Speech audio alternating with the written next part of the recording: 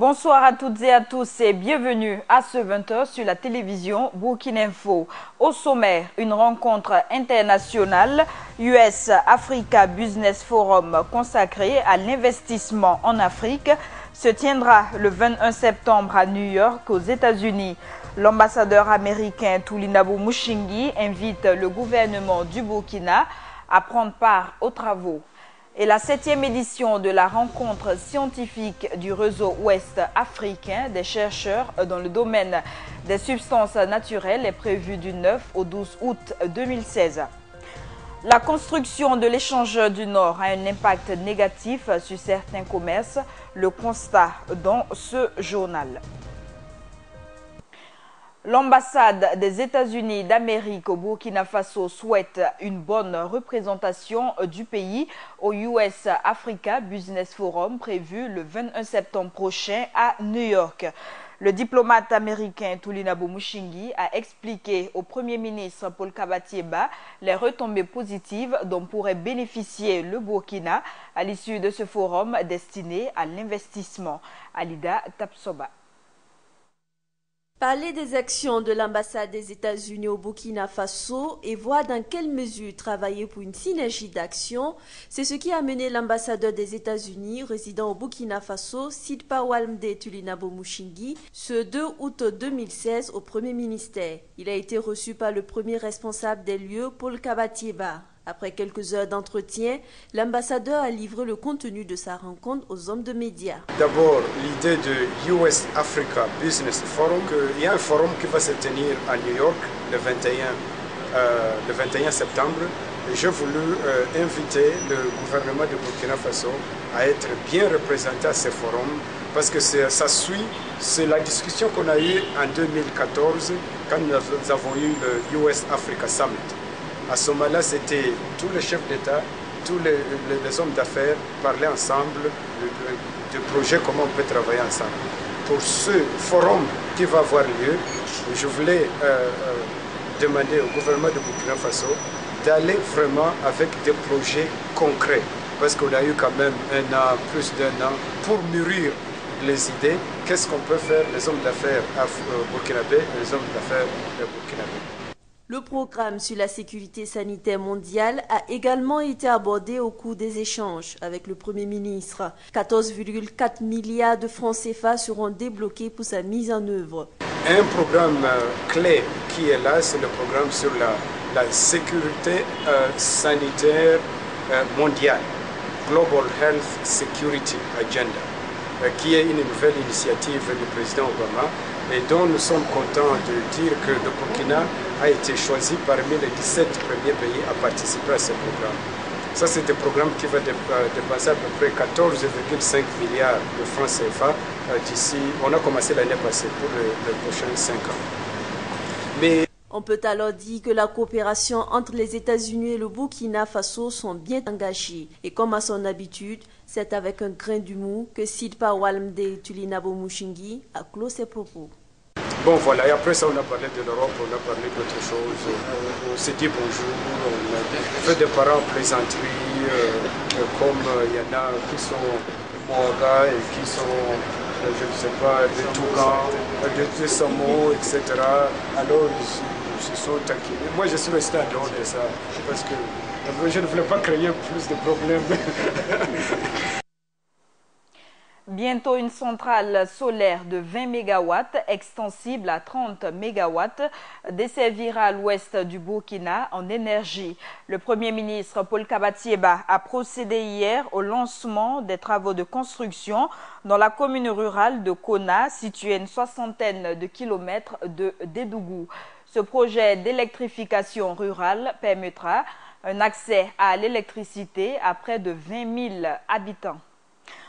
Le gouvernement burkinabé somme un tiers des partis politiques de régulariser leur situation vis-à-vis de la loi d'ici le 31 août 2016. Passé ce délai, ils seront soit suspendus, soit dissous.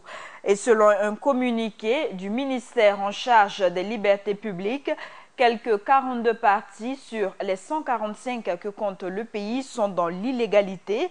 Certains d'entre eux n'ont plus organisé de congrès ou d'assemblée générale pour renouveler leur directoire depuis au moins 2 ans pour certains, 6 ans pour d'autres. La suite de ce journal, il se tiendra du 9 au 12 août prochain. La 7e rencontre scientifique sous-régionale du réseau ouest africain des chercheurs dans le domaine des substances naturelles. Les chercheurs de la sous-région ouest africaine se retrouveront donc à Ouagadougou pour mettre en commun leurs résultats de leurs recherches.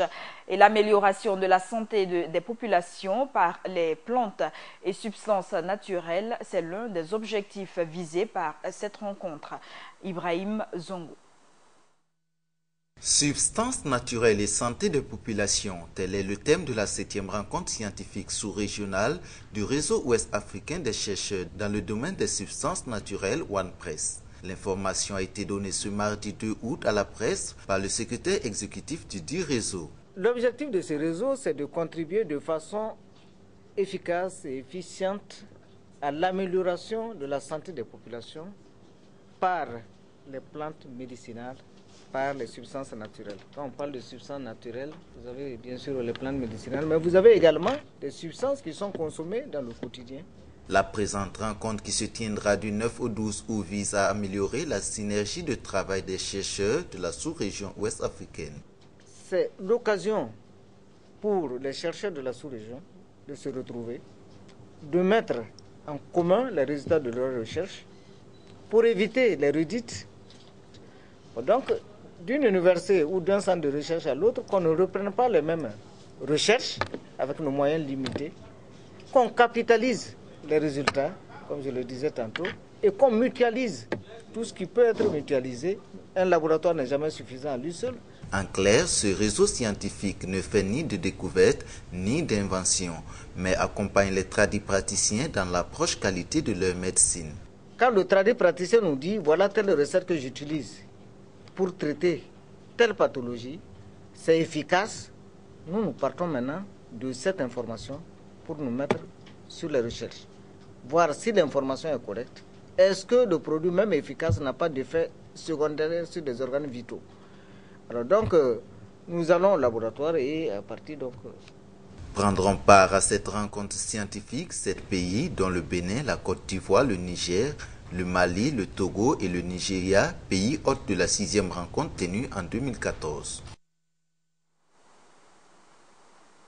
Poursuivons avec le développement communal. Guisma, localité située dans la commune rurale d'Ipelcé, dispose de plusieurs infrastructures dont une école à 6 classes, un centre de santé, des latrines et des forages.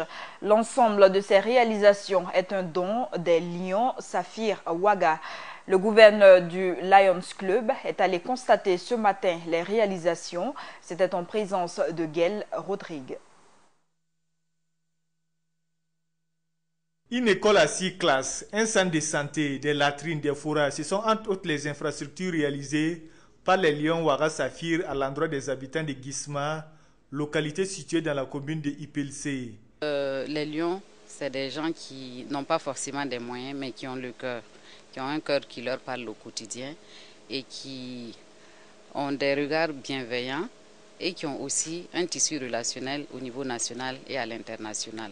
Donc chaque fois que nous sommes interpellés par la communauté ou par une situation alarmante, nous mettons en branle tout ce réseau-là pour résoudre ces questions. Alors c'est parti en fait d'un cri de cœur d'un natif de Guisma qui est allé à l'endroit de ce club Saphir et qui en a parlé, et depuis un certain nombre d'années, ça perdure. Donc ils ont fait progressivement tout ce que vous voyez là. Le coût total selon les donateurs est estimé à plus de 200 millions de francs CFA. À travers une visite, le gouverneur de Lions Club est allé constater de visu les réalisations. Sous l'homme des carités, Jean-Baptiste Sow a invité la population à faire sien les locaux. Vous avez une infrastructure également à ce niveau. Entretenez cette infrastructure. Obligez tout le monde à aller au dispensaire quand il y a un petit mal. Vous avez la chance d'avoir 6 classes. Surveillez vos enfants. Obligez-les à aimer l'école, à aller à l'école. Qu'ils travaillent. Cette infrastructure, beaucoup d'élèves n'ont pas ça au Burkina. Vous l'avez eu, c'est une grande chance. Reconnaissant l'importance de ces infrastructures dans le développement de la commune, la mairie apportera son soutien pour leur entretien, selon le deuxième adjoint au maire de IPLC. Nous disons que ces locaux vont bénéficier du soutien de la mairie parce que nous avons vu qu'il manque un entretien. Je disais au conseiller de Guisma parce que quand par exemple des gens vous donnent une telle réalisation comme administration et que vous n'arrivez pas à garder, c'est pas bien. À l'occasion, des lave-mains et des ballons ont été remis aux bénéficiaires. Les Lions Club Région 18, c'est 10 clubs ayant chacun 30 membres. Du nouveau dans le menu des détenus de la maison d'arrêt et de correction de Ouagadougou. Les pensionnaires de la MACO ont reçu ce matin un don de 400 cartons de spaghettis prêts à être consommés. Le donateur est l'association Ralobé. Plus de détails avec Hassan Nakrou. Ce don d'une valeur d'environ 3 millions de francs CFA est de la part de l'association Dalobé aux détenus de la maison d'arrêt de correction de Ouagadougou-Mako et est composé uniquement de pâtes alimentaires prêtes à être consommées. Un geste qui vient améliorer la ration alimentaire de ces détenus. Nous disons merci à l'association Dalobé, également merci à Shin Trading, je ne sais pas si je prononce bien, mais nous, le geste que nous le recevons comme un geste humain. Ils sont venus parce qu'ils savent qu'il y a des frères qui sont en prison. C'est vrai qu'à un certain moment, ils se sont mis en marge de la société, mais il reste des Burkinabés qui ont besoin de soutien. L'État fait des efforts, mais de tels gestes viennent nous aider à pouvoir nous occuper de nos pensionnaires et nous sommes très heureux de recevoir ce don-là. Un don salué par les bénéficiaires qui, par là, interpellent du coup toutes les bonnes volontés à suivre le pas de cette association. Merci beaucoup qu'on a eu de manger, je ne sais pas ce qu'elle mangeait, mais je sais que c'est manger. Donc d'abord, on est content, nous les détenus. Donc vous remerciez beaucoup, que Dieu vous souhaite une longue vie. Donc que ces exemples, les autres aussi, ils vont avoir faire demain. Donc ça c'est bon. Donc c'est tout qu'on n'a pas beaucoup plus. Il y a trop de gaspillage, pourtant beaucoup de personnes sont dans le besoin. C'est pourquoi l'association Dalobé en langue locale morée a décidé d'y mettre fin à travers la récupération et la distribution de toutes les œuvres utiles pour la société qui en a besoin. L'association Dalobé veut dire quoi? Ne jetez pas. C'est un terme moré, ne jetez pas. C'est-à-dire ne jetez pas, même ce qui vous paraît inutile est utile pour quelqu'un d'à côté. Et c'est dans notre travail. Notre mission, c'est de provoquer. Nous partons vers ceux qui sont en mesure ou ceux qui auraient quelque chose qui ne leur est pas immédiatement utile ou qui pensent trouver une solution pour remettre quelque chose à quelqu'un qui soit dans le besoin. L'association n'est pas son premier geste et compte le pérenniser dans les jours à venir car elle a reçu au total 1000 cartons de spaghettis de la part de la société chinoise Trading Corporation d'une valeur de plus de 7 millions de francs CFA. Mais je suis fier de vous. Le démarrage des travaux de construction de l'échange du Nord occasionne de nombreux désagréments chez certains commerçants. Le blocage des routes et l'ouverture des déviations occasionnent des méventes. Certains d'entre eux se trouvent dans une situation d'incertitude, celle de savoir où aller après avoir été déguerpis. Plus de détails avec Samba Kassile Traoré. Les travaux de la construction de l'échangeur du Nord ont débuté depuis un certain temps et l'on observe de part et d'autre à des déviations qui ont pour but de dégager la zone des travaux et de faciliter le déplacement des uns et des autres. Cependant, ces travaux et ces déviations ne semblent pas faire la joie de tous, notamment celle des riverains. Actuellement, comme il y a eu la fermeture brutale de la grande voie sur la nationale, ça a occasionné beaucoup vraiment des passants de ne plus pouvoir passer et qui jouent vraiment sur notre marché. Actuellement, on remarque que depuis la fermeture là, qui a été vraiment brusque, comme je l'ai dit, ils ne nous ont pas signalé.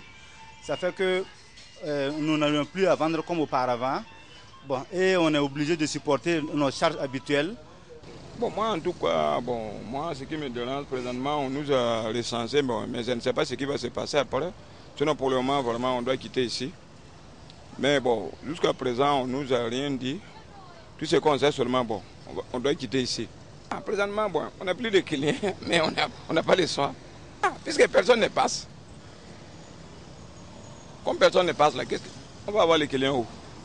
Bon, actuellement, il y a une faible affluence de la clientèle et vu que les déviations ne sont pas précises, et puis bon, ça crée en quelque sorte des embouteillages un peu partout dans la zone. Bon, c'est surtout ça. Et puis bon, il y a le fait qu'il n'y a pas assez de communication vis-à-vis de l'entreprise qui travaille et au niveau de l'échangeur par rapport aux riverains. Donc ça fait que bon, chacun ne sait pas où donner de la tête. Bon, ça cause des problèmes. Parce que les clients ne pourront plus venir ici pour pouvoir payer des habits comme avant. Bon, les clients ne viennent plus comme avant. Il n'y a pas marché. Néanmoins, tous sont unanimes que c'est le prix à payer pour non seulement faciliter la circulation une fois la construction de l'échangeur terminée, mais en plus pour embellir la ville de Ouagadougou. Au fil des années, le secteur de la téléphonie mobile est en plein essor, mais la concurrence est rude sur le marché de la vente des téléphones portables. Et dans cette variété de marques, la qualité fait souvent défaut. Cheikh Omar Bandaougo, reportage. Le téléphone mobile ou encore téléphone portable. Il y a de cela 10 ans, il était encore une perle rare à la portée des personnes les plus aisées de notre pays. Aujourd'hui, un véritable commerce s'est développé autour de cet objet devenu le meilleur moyen de communication de notre ère. Un commerce qui ne fait pas forcément la joie de tous. En tout cas, le marché n'est pas bon parce que tout le monde est devenu vendeur de téléphones. Ceux qui venaient acheter nos téléphones viennent le faire maintenant pour aller revendre à leurs camarades. Tout se fait maintenant par affinité. Il est devenu très difficile de voir un client s'arrêter devant ta boutique pour s'offrir un téléphone. Personne ne veut acheter quelque chose chez une personne à qui il n'est pas familier. Le développement de la téléphonie mobile, c'est aussi à travers toute une panoplie de marques de téléphones qui sont importées. Les téléphones par ailleurs répertoriés selon leur qualité. Bon, on a toutes les qualités actuellement sur le marché. Les gens parlent de chinoiserie, les français au revoir, et puis voilà, tout. Maintenant, mais en réalité, il y a des qualités qui sont toujours là et qui sont toujours bonnes à apprendre à utiliser. Voilà, donc nous, si nos clients viennent, on essaie de les proposer les qualités qu'on a et on essaie de vendre les meilleures qualités pour pouvoir garder nos clientèles. Voilà. Parce qu'aujourd'hui, même dans les rues, tu vois, les gens se promènent pour vendre des téléphones et c'est n'importe quoi. Tu les payes demain, tu as un problème, c'est sans garantie, donc c'est un peu plus compliqué. Accusation à laquelle ces vendeurs ambulants répondent. On vend des portables très bien, très bonne qualité. Et puis, de deux, nous, on vend des portables moins chers. Par exemple, c'est qualité, mais nous, on vend moins cher. Par exemple, nous, on est arrêté, on ne paye pas impôts, et puis on ne paye pas truc là. Les boutiques, là, on n'a pas de boutiques à payer fin du mois, tout ça là. Donc, pour cela, nous, on peut vendre moins cher par rapport à ceux qui sont dans les boutiques. Et ce commerce ambulant, ils affirment être contraints de le faire. Leur réalité sociale ne leur permet pas de faire autrement. Sinon, c'est manque de moyens seulement que nous aussi on promène pour vendre des trucs. Sinon, nous aussi on préfère rentrer dans une boutique et puis vendre. C'est plus facile. Au vu de la dépendance grandissante des populations vis-à-vis de cet outil, il va sans dire que des commerces naîtront encore et d'autres continueront de se développer. Parlons d'un autre fait de société. Il existe le long de l'avenue France-Afrique, sur le boulevard Muammar Kadhafi, un marché assez atypique de services, celui des marabouts. Les pratiquants de sacrifices et autres rites rituels sont leurs clients et à Cloté fleurissent un commerce de produits de sacrifice et d'aumône, suivant ce constat de l'Iradon Philippe Ada. Des parapluies de fortune flottent au passage de l'air en plein midi sur un terrain rectangulaire. Nous sommes dans un marché quelque peu atypique, le marché des marabouts. Ici, l'on vend et achète pour l'aumône, destiné aux esprits pour résoudre des problèmes de tout genre. Les gens sont préoccupés par la santé, le mariage, la sécurité. Très souvent, je fais des sacrifices pour moi-même, mes enfants, mon épouse.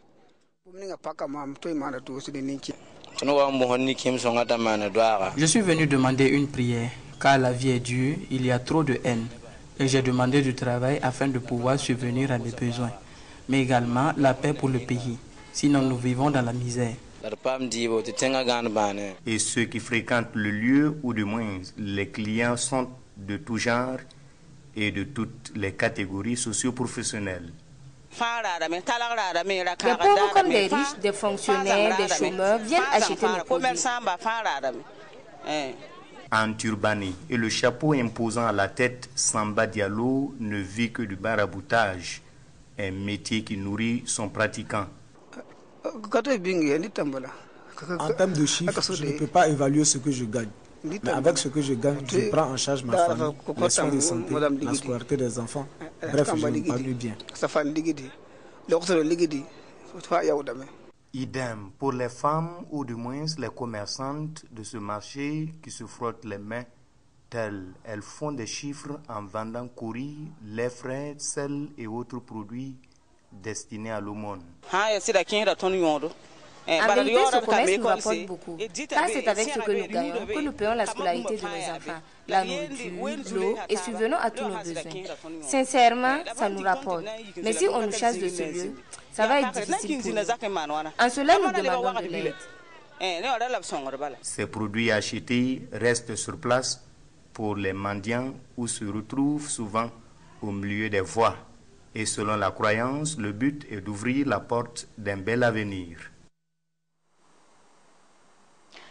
C'est la saison des pluies, la saison idéale pour les reboisements. Cependant, chez certains pépiniéristes de la ville de Ouagadougou, la demande des plants n'est pas assez forte pour le moment. Suivons ce reportage de Mahamadi Ouedraougou. La restauration du couvert végétal, un défi environnemental au Burkina Faso dans un contexte de changement climatique. En cette période de pluie, planter un arbre est un acte citoyen et patriotique, foi de Idrissa Ilboudo. J'ai un espace de quelques hectares. Je compte acheter des plants pour les mettre en terre car l'arbre c'est la vie. Sans l'arbre, difficile de vivre. Il est important que les Burkinabés dans un élan patriotique plantent les arbres, surtout en cette période de pluie, ce qui va rendre agréable notre cadre de vie. Chaque année, le désert avance. Et face au changement climatique, des réponses s'imposent. Parmi ces réponses, les populations sont invitées à adopter les bonnes pratiques écologiques et à promouvoir le reboisement. C'est très important parce que de nos jours, il n'y a pas assez de pluie. Si nous continuons de planter les arbres toutes les années et on continue de planter toutes les années, bon, moi je crois que d'ici là, bon, même si on n'aura pas de grandes forêts, mais on aura quand même des gros arbres qui peuvent servir pour la nature, quoi. Mettre les plants à la disposition des populations pour protéger l'environnement, Nama Batiana a fait de cela un métier qu'il exerce à Ouagadougou depuis 1995. Nous avons des manguiers, moringa, flamboyants, acacia, et puis nous avons des arbres décoratifs pour décorer les maisons, gazon, tout l'embellissement. Nous avons. L'année surpassée, ça a allumé, mais cette année-là, ça ne va pas d'abord. On n'a pas de marché.